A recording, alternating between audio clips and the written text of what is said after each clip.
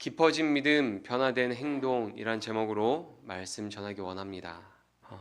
여러분, 믿음은 보이지 않는 하나님을 대하는 태도에서 드러납니다. 자, 믿음이 어디에서 드러난다고요? 우리의 태도에서 드러납니다. 우리가 보이지 않지만 우리가 하나님을 어떻게 대하는지 그 태도에서 믿음이 드러나는 것이죠. 그리고 우리가 믿음이 연약하지만 정말 신실한 믿음의 사람을 볼 때 이런 생각을 혹시 한번 해본 적 있으세요? 아, 저분을 보니까 진짜 하나님 살아계신 것 같다. 혹시 그런 생각 해본 적 있어요? 신앙생활 하면서 저 사람이 저렇게 하나님을 예배하고 하나님을 찬양하고 기도하는 모습 보니까 하나님 진짜 살아계신가 보다.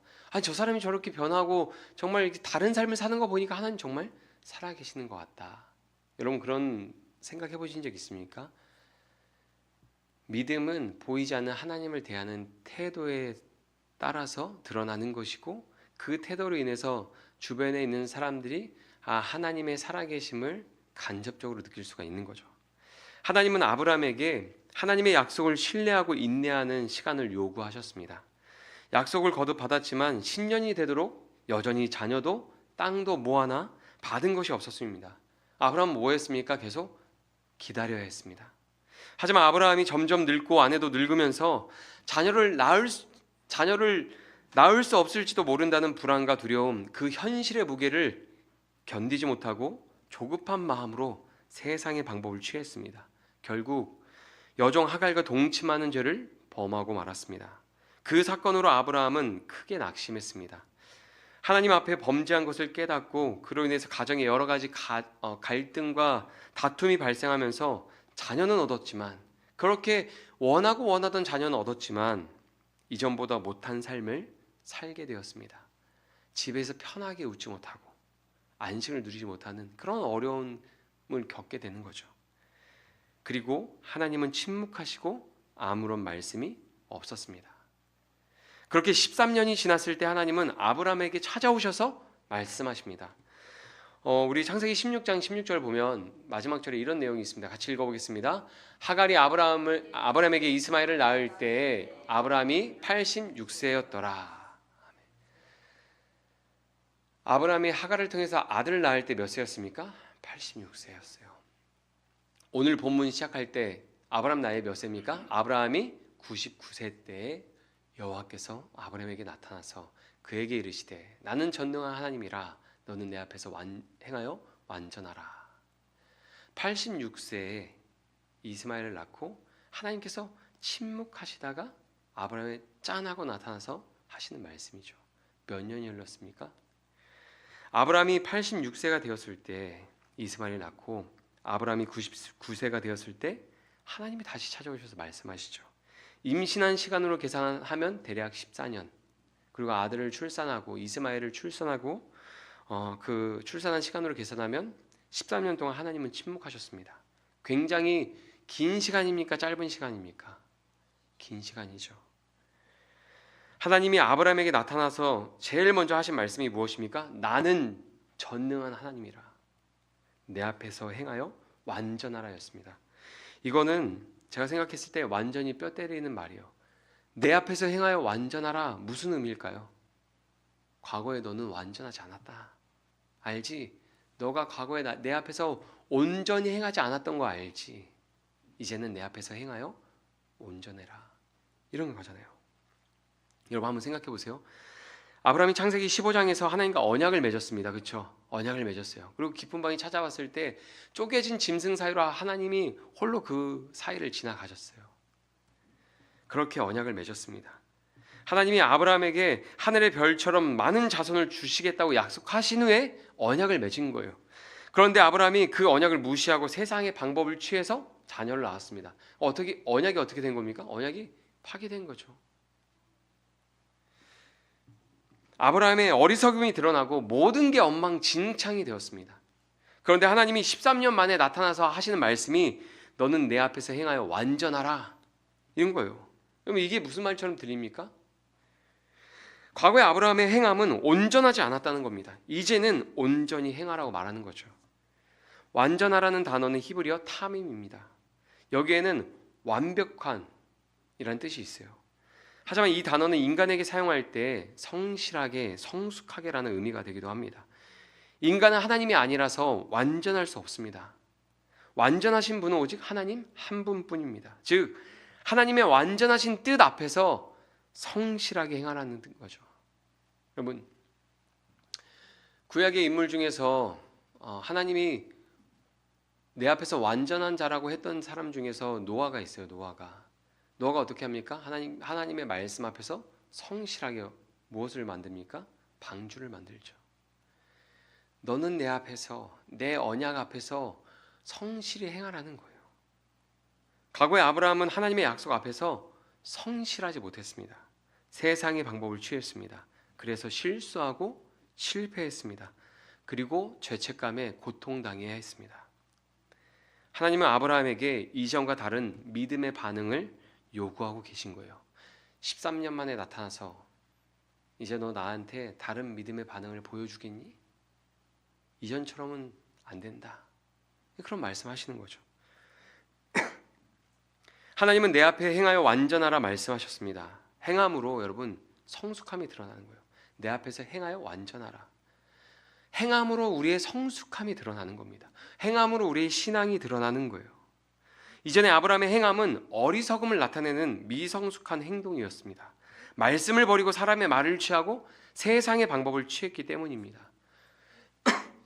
오늘 본문 1절에 보면 이렇게 기록합니다. 1절 같이 읽어볼까요? 시작.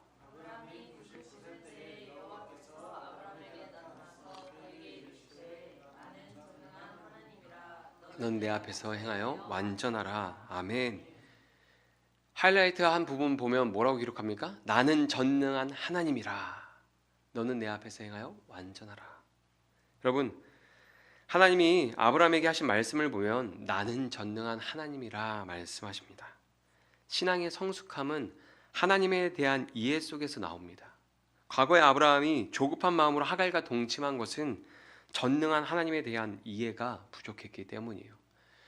만약에 아브라함이 늙고 아내 사라가 늙어도 하나님이 약속하시는 것을 지키시는 신실한 하나님이시며 그 모든 것을 그 어떠한 상황과 어떠한 연약한 가운데 있을지라도 하나님 그 약속을 이루실 수 있는 전능하신 분, 능력자라는 것을 그가 믿었다면 조급한 마음으로 행하지 않았을 거예요. 하나님에 대한 이해가 우리의 삶의 태도로 드러나는 겁니다. 하나님에 대한 이해가 부족하기 때문에 우리가 조급한 마음이 드러나는 것이고, 하나님에 대한 이해가 부족하기 때문에 우리가 하나님의 말씀을 따르는 것보다 당장의 세상의 방법을 취하는 것이 더 익숙한 거죠. 여러분은 하나님을 전능하신 하나님으로 믿으십니까? 믿으십니까? 아멘. 더 크게 해주셔야 됩니다. 여러분, 하나님 전능하신 하나님으로 믿으십니까? 아멘. 네. 하나님께서 능치 못할 일이 없으시다는 진리를 여러분 믿으십니까? 이거 성경이 우리에게 말하고 가르쳐 주는 거예요. 하나님을 알지만 그분의 능력을 모르면 우리는 세상에서 항상 불안하고 조급해집니다. 여러분, 교회 다니는 사람들이 하나님 모르는 사람이 있겠어요? 하나님 알죠. 하지만 하나님의 능력을 모르면, 하나님을 알지만 하나님이 어떠한 능력을 가지고 계시는 분인지를 모르면 우리 마음이 불안하고 조급해지는 거예요. 그럼 어떻게 합니까? 세상 사람들이 세상을 살아가는 방법을 취해서 이 땅을 살아가게 되는 거죠.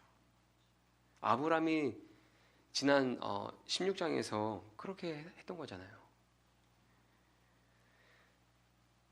여러분, 나를 부르시고 구원하신 하나님이 전능자라는 것을 알게 되면 세상의 시험과 유혹에도 요동하지 않고 잠잠히 하나님을 바라보고 순종할 수 있게 되는 겁니다.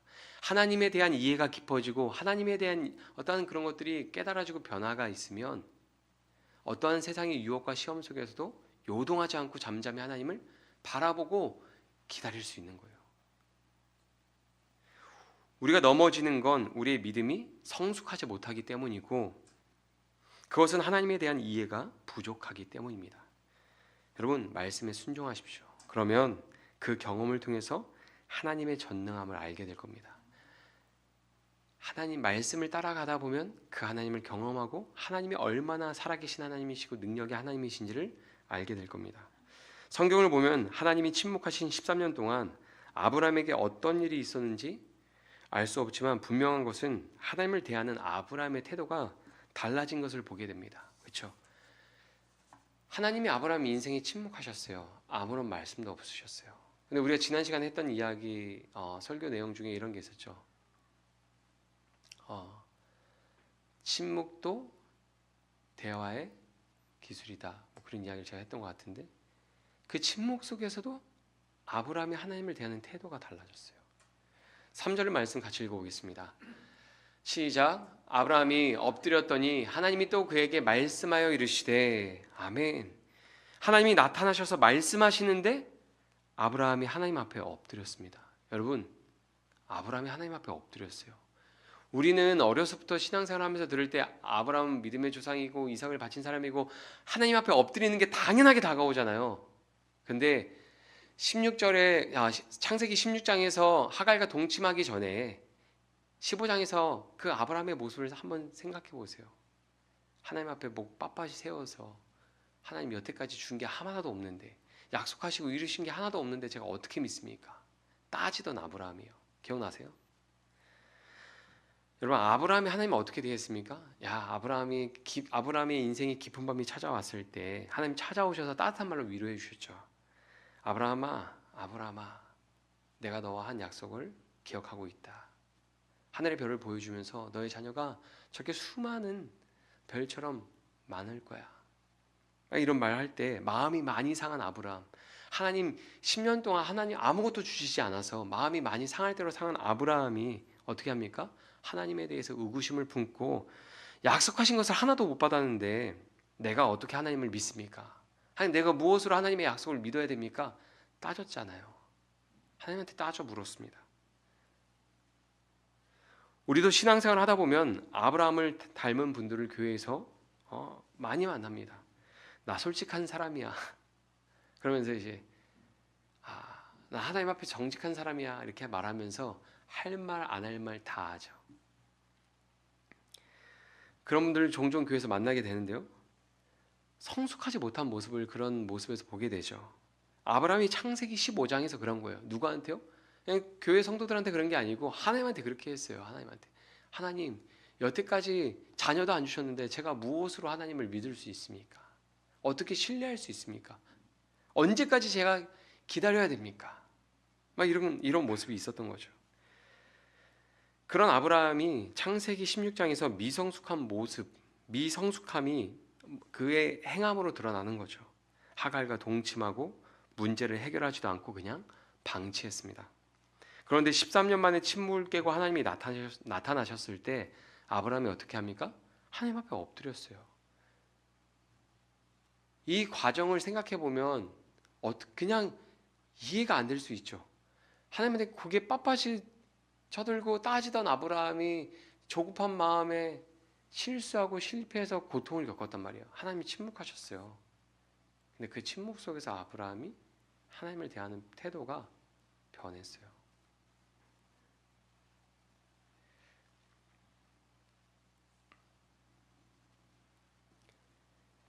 아무래도 침묵 속에서 하나님의 언약을 이루기 위한 방법이 나에게 없다는 것을 뼈저리게 느꼈던 것 같아요. 하나님의 언약을 이루기 위한 방법이 나한테 없구나. 그걸 뼈저리게 느낀 것 같아요. 그리고 나에게 언약을 이룰 능력이 없다는 것을 그 시간을 통해서 배운 거예요. 나에겐 방법도 없고 능력도 없구나. 침묵 속에서 아브라함은 자신의 인간적인 한계를 깨닫고 반면에 하나님에 대한 이해가 깊어졌던 겁니다. 그래서 하나님 말씀하실 때 엎드리는 거예요. 13년 만에 나타난 하나님에게 불평이나 원망이 아니라 엎드림으로 나아갑니다. 때로는 하나님께서 우리에게 침묵하시고 아브라함에게 하셨던 것처럼 그런 시간들을 사용하실 때가 있는 거죠.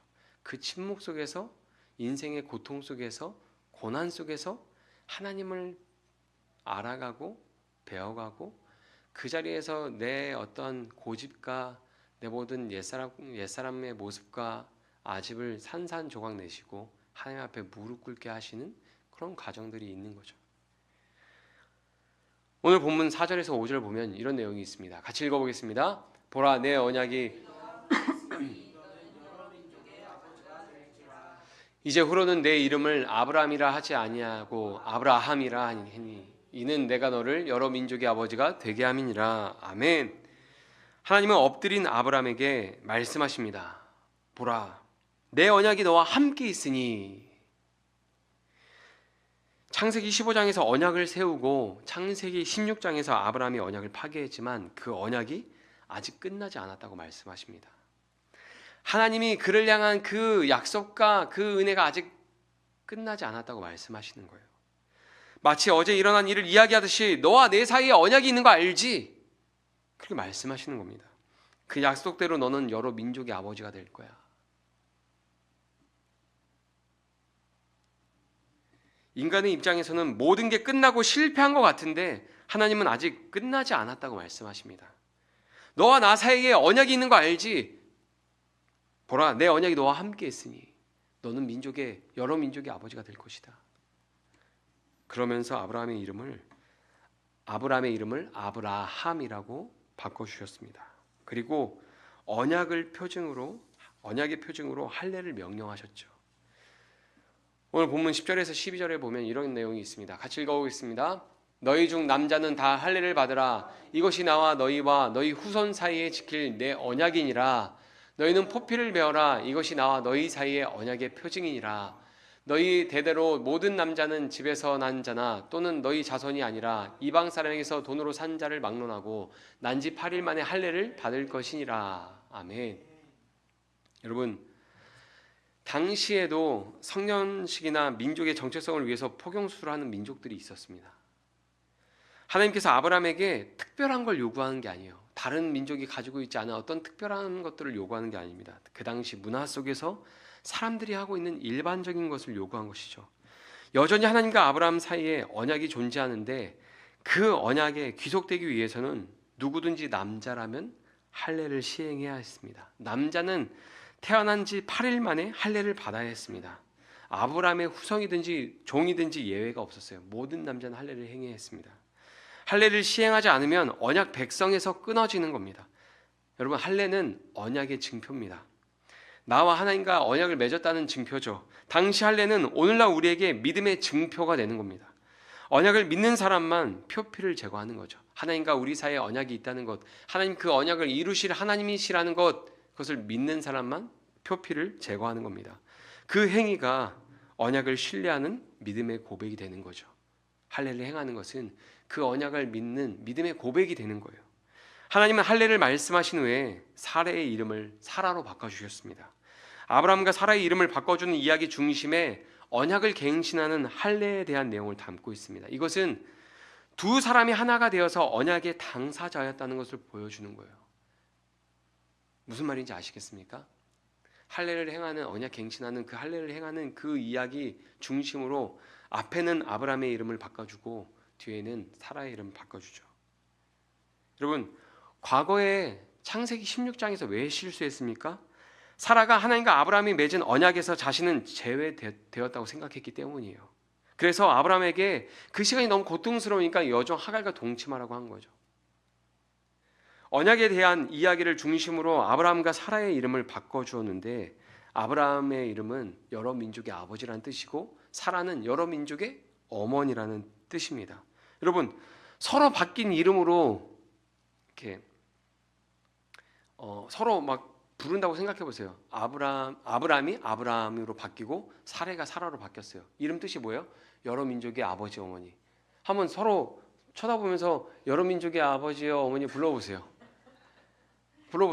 지금 뭐 신혼이니까 별로 아무렇지도 않잖아요. 생각해 보세요. 99세예요. 90세예요. 이제 소문이 났어요. 이제 사라는 여자의 모든 기능이 끝났다고, 생리가 끝났다고 주변 종들도 다 아는 그런 상황이에요. 근데 하나님이 이름을 바꿔주신 거예요. 너와 내 사이에 아직 언약이 존재하고 있다. 내가 그 언약을 기억하고 있으니 너를 여러 민족의 아버지가 되게 할 거다. 이 말씀을 하신 다음에 할례에 대한 것들을 말한 다음에 이름을 바꿔줬단 말이에요. 그러면서 그럼 그때부터 이제 서로 뭐라고 불러요? 99세 아브라함과 90세 사라가 여러 민족의 아버지요. 아유, 여러 민족의 어머니 막 이러면서 서로 이렇게 부르는 거예요. 생각해 보세요. 오늘날 100세 시대라 그래서 우리가 요즘은 한 80세 넘어야 노인으로 생각을 하시잖아요. 근데 이제 80세 넘으신 분들이 서로 일 부를 때, 여러 민족의 아버지가 될 사람, 여러 민족의 어머니가 될 사람, 우리는 아직 할 수 있어, 막 이러면서 하고 있으면 옆에서 뭐라고 수군거리겠어요. 상상을 해보세요. 여러분, 아브라함과 사라가 어느 날 갑자기 서로 이름을 바꿔 부르는 거예요. 이 두 사람과 언약을 맺을 때 주변에 다른 사람이 있었던 게 아니잖아요. 하나님이 나타나셔서 말씀하실 때 이름을 바꿔주셨어요. 하나님과 아브라함과 사라가 아는 내용이잖아요. 그럼 그 바꿔주신 이름으로 서로를 부를 때, 여러 민족의 아버지가 될 사람, 어머니가 될 사람, 막 이렇게 부르면 주변의 종들이 뭐라고 생각하겠습니까? 여러분, 어떤 시선으로 바라봤을까요? 우리 아브라함이 제정신이 아니구나, 이제 사라가 제정신이 아니구나, 시간이 많이 이제 흘렀다, 이제 그 시간을 이기지 못하고 좀 아브라함과 사라가 이상해졌구나, 그렇게 생각하겠죠. 아닐까요? 생각해 보세요. 여러분, 그런데 하나님께서 이름을 바꾸시고 바뀐 이름으로 부르게 하시는 의도가 두 가지가 있어요. 첫째는 바뀐 이름으로 부르면서 소망을 품게 하시는 거예요. 여러분, 하나님이 아브라함, 사라 그 이름을 바꿔주시면서 서로 그 이름을 부르게 하시면서 그들에게 소망을 품게 하시는 거예요. 하나님이 침묵하신 그 순간 그들에게 품고 있는 마음은 무엇이었을까요? 아무것도 없죠. 절망, 원망, 상처, 괴로움. 하나님 그 마음을 만지셔서 소망을 품게 하시는 거예요. 둘째로 하나님과 맺은 언약을 기억하고 언약 안에서 성실하게 살게 하시는 거예요. 서로 이름 부를 때 뭐라고 부르겠어요? 여러 민족의 아버지, 어머니라고 서로 부르면서 하나님이 약속하신 언약을 기억하면서 그 언약 아래 성실하게 믿음으로 살게 하시는 거예요. 우리는 이런 존재지, 이런 존재지. 여러분, 우리가 왜 교회 안에서 집사님, 권사님, 장로님 이렇게 직분을 주고 직분을 불러요? 책임감 가지고 신앙생활 하라고. 그렇죠? 서로 집사님 하면서 세상에서 그냥 집사 직분 띄고 권사, 장로 직분 띄고 살다가 교회 와서 집사님, 장로님, 권사님, 맞다, 나 집사였지, 장로였지, 다시 내가 하나님 안에서 받은 이 직분과 책임감 가지고 세상에 나가서도 그걸 가지고 살아야죠. 왜 이름을 바꿔서 부릅니까? 하나님의 언약을 기억하고 그 약속을 기억하고 그 약속 아래서 성실하게 믿음으로 살게 하기 위해서 바꿔주시는 거예요. 그리고 그들이 서로 부르는 호칭을 따라서 여러 민족의 아버지와 어머니가 됩니다. 결국에 하나님의 말씀을 계속 말하고 듣는 것이 얼마나 중요한지 몰라요. 여러분, 우리가 하나님이 하신 이 말씀을 우리가 듣고 그것을 입으로 말하는 게 얼마나 중요한지 모릅니다. 그 말씀에 힘이 있어서 우리가 말씀을 말할 때, 말씀을 들을 때 우리 안에 소망이 생기고 그 말씀을 읊조리고 고백하며 살아갈 때 우리가 그 말씀을 따라가서 살아가면서 말씀을 이루는 삶을 살게 되는 거예요. 오늘 보면 16절에서 18절에 보면 이런 내용이 있습니다. 같이 읽겠습니다. 내가 그에게 복을 주어 그가 내게 아들을 낳아주게 하며 내가 그에게 복을 주어 그의 어머니가 되게 하리니 민족의 여러 왕이 그에게서 나리라. 웃으며 마음속으로 이르되 100세 된 사람이 어찌 자식을 낳을까? 사라는 90세니 어찌 출산하리요 하고 아브라함이 이에 하나님께 아뢰되 이스마엘이나 하나님 앞에 살기를 원하나이다. 아멘. 여러분, 아브라함은 하나님 앞에 엎드렸지만 이게 굉장히 중요한 거예요. 하나님 앞에 엎드렸지만 여전히 연약하고 부족한 모습을 보이죠. 하나님의 약속은 아브라함과 사라에게 주신 것으로 사라를 통해서 낳는 자녀가 언약의 자손이 될 거라고 말씀해 주시는 거예요. 근데 아브라함은 그 말씀을 듣고 웃었습니다. 하나님의 말씀이 말도 안 되는 소리, 뜬구름 잡는 소리라고 생각이 드는 거예요. 왜요? 이미 사라는 생리가 끊어졌거든요. 자녀를 가질 수 있는 몸이 아니거든요. 그리고 뭐라고 말합니까? 이스마엘로 만족하겠다고 말하죠. 여러분, 정말 만족해서 그런 게 아니에요. 내가 이스마엘 하나라도 얻은 거 만족해서 그런 게 아닙니다. 믿음 있는 척, 성숙한 척 하는 거예요. 여러분, 이런 거예요. 하나님이 내가 너에게 사라를 통해서 약속한 아들 이삭을 줄 거야 이렇게 하시는데 됐어요. 그냥 저는 이스마엘로 만족할래요. 괜찮아요. 막 이런 거예요. 나는 이미 받은 걸로 족합니다.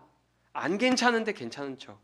성숙하지 않지만 성숙한 척. 믿음 없지만 믿음 있는 척 하는 거예요. 이것은 믿음의 모습도 성숙한 모습도 아닙니다. 불신의 모습이죠. 하나님 앞에 엎드렸지만 여전히 하나님을 불신합니다. 우리도 신앙생활하면서 비슷한 경험을 할 때가 많습니다. 엎드려서 찬양하고 예배하고 기도하지만 하나님을 의심하고 신뢰하지 못할 때가 많죠.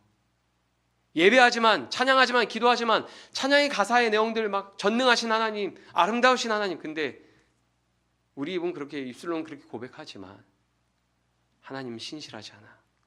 내 인생 망했어. 망가졌어. 난 변할 수 없어. 이런 마음 가지고 살잖아요. 하나님의 말씀이 진리로 믿어지기보다는 뜬구름 잡는 소리나 현실에 맞지 않는 소리처럼 들리는 사람들이 있어요. 하나님 말씀이 성경을 읽을 때 설교를 들을 때 또 뜬구름 잡는 소리 하는구나 목사님. 아유 세상 모르니까 저런 소리 하지. 그러면서 설교를 들으시는 성도님들이 있을 수 있죠. 그리고 나서는 사람들이랑 교제할 때 내 삶에 만족하는 척, 괜찮은 척, 믿음 있는 척, 성숙한 척 합니다.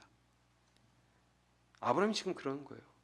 괜찮아요. 이스마엘로 만족합니다. 미성숙한 아브라함의 모습을 가지고 신앙생활을 하시는 분들이 교회에 많아요. 하나님은 이런 아브라함의 불신에 답변해 주십니다. 오늘 본문 19절에서 22절입니다. 같이 읽겠습니다. 하나님이 이르시되 아니라 내 아내 사라가 내게 아들을 낳으리니 너는 그 이름을 이삭이라 하라. 내가 그와 내 언약을 세우리니 그의 후손에게 영원한 언약이 되리라. 이스마엘에 대하여는 내가 내 말을 들었으니 내가 그에게 복을 주어 그를 매우 크게 생육하고 번성하게 할지라. 그가 12두령을 낳으리니 내가 그를 큰 나라가 되게 하려니와 내 언약은 내가 내년 이 시기에 사라가 내게 낳을 이삭과 세우리라. 하나님이 아브라함과 말씀을 마치시고 그를 떠나 올라가셨더라. 아멘. 하나님께서 그런 아브라함의 불신에 답변해 주시죠.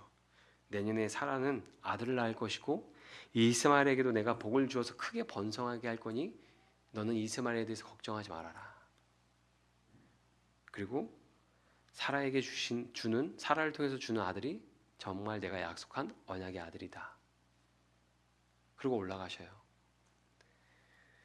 지금 하나님께서 약속대로 내년에 자녀를 낳게 될 거야. 아브라함아, 내년이야, 내년. 그렇게 말씀하시고 올라가시는 거예요. 그런데 그 말을 들은 아브라함이 어떻게 하냐면 언약을 성실하게 이행합니다. 오늘 보면 23절에서 27절인데요. 기니까 교독하도록 하겠습니다. 제가 먼저 읽겠습니다. 이에 아브라함이 하나님이 자기에게 말씀하신 대로 이날에 그 아들 이스마엘과 집에서 태어난 모든 자와 돈으로 산 모든 자 곧 아브라함의 집사람 중 모든 남자를 데려다가 그 포피를 베었으니 그의 아들 이스마엘이 그의 포피를 벤 때는 13세였더라. 그 집의 모든 남자 곧 집에서 태어난 자와 돈으로 이방 사람에게서 사온 자가 다 그와 함께 할례를 받았더라. 아멘. 여러분, 아브라함과 이스마엘을 비롯해서 집안에 태어난 모든 남자를 불러 모았습니다. 집안에서 태어난 모든 남자를 불러 모았습니다. 그리고 그 집에 있는 종들도 다 불러 모았습니다. 그렇게 한 자리에 모여 있는 모든 남자의 포피를 잘라냈어요. 여러분, 모든 남자에게 하나님 생각해 보세요. 내년이 아브라함, 내년에 이삭을 낳을 거야 하고 올라가셨잖아요. 그 말 듣자마자 그냥 남자들 다 불러서 그냥 할례를 시행한 거예요. 여러분, 할례는 포피를 잘라내고 구별됨을 의미합니다. 그리고 생명의 주권이 하나님께 있음을 인정하는 믿음의 고백이에요.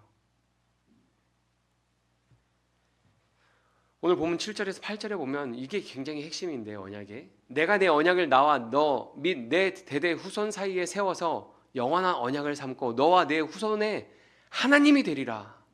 언약을 세우는 건 뭐예요? 내가 너의 하나님이 될 것이고 너희 후손의 하나님이 될 것이다 이거거든요.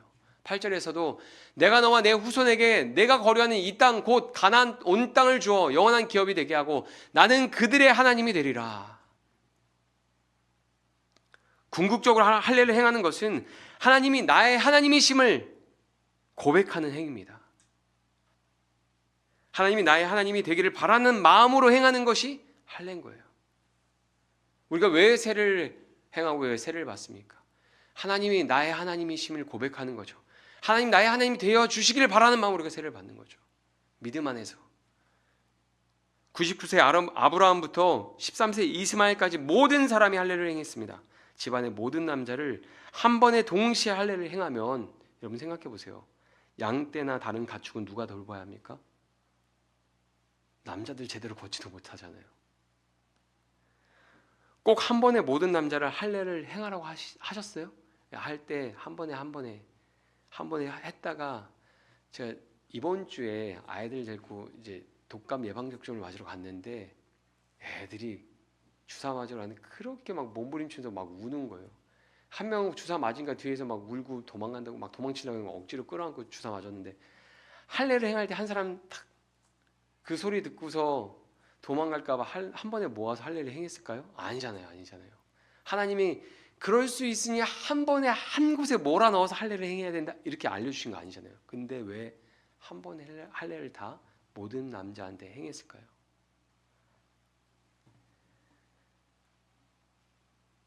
하나님 앞에서 완전히 행하기 위해서 망설이지 않고 미루지 않고 온전히 행하기 위해서 하나님 말씀 떨어지고 할례를 행하는 거죠. 혹시나 시간 지체했다가 다른 마음 들어서 과거처럼 또 실수하진 않을까? 여러분, 아브라함의 행위는 어리석은 행위처럼 보이는 행동입니다. 보세요. 모든 남자를 다 불러 모으고 종들도 다 불러 모아서 할례를 행하는 건 굉장히 어리석은 행동입니다.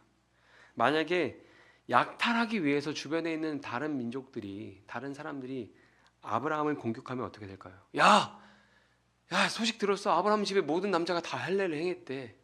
지금이다. 그 집에 얼마나 좋은 가축들이 많냐.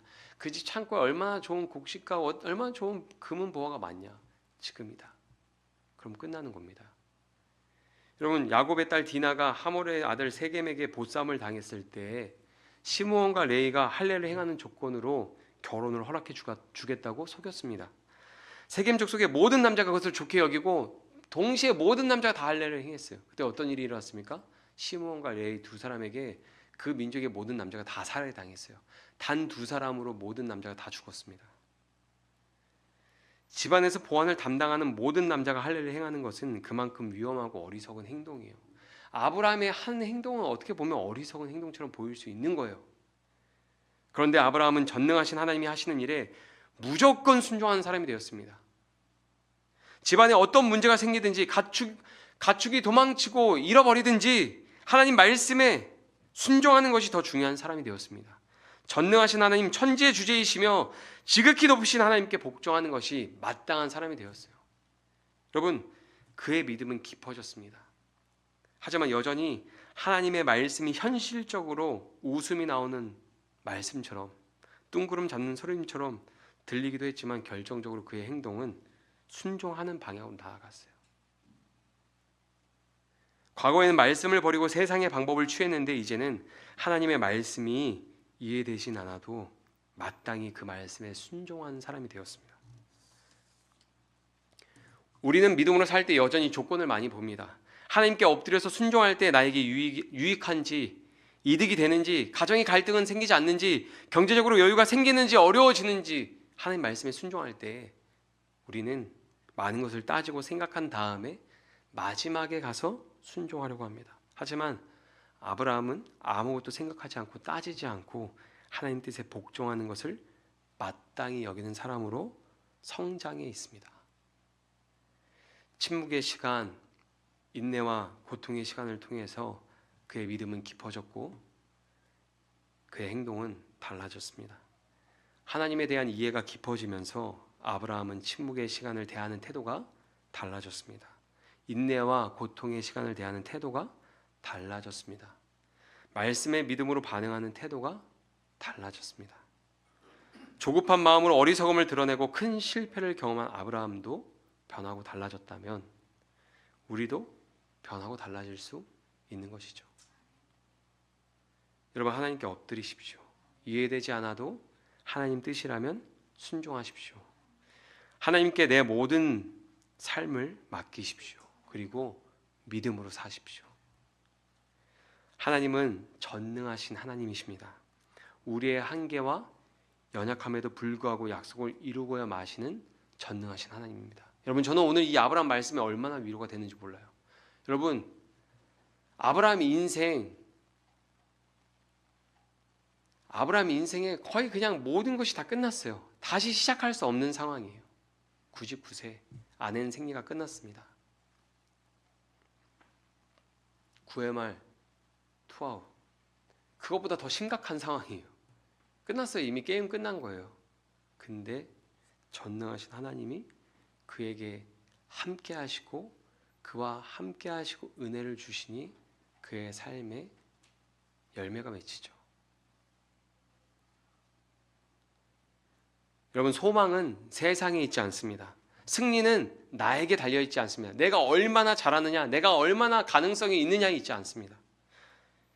우리의 모든 생사 여탈권은 전능하신 하나님께 있습니다. 여러분, 하나님께 엎드리십시오. 하나님의 말씀에 마땅히 순복하는 사람이 되기를 축원합니다.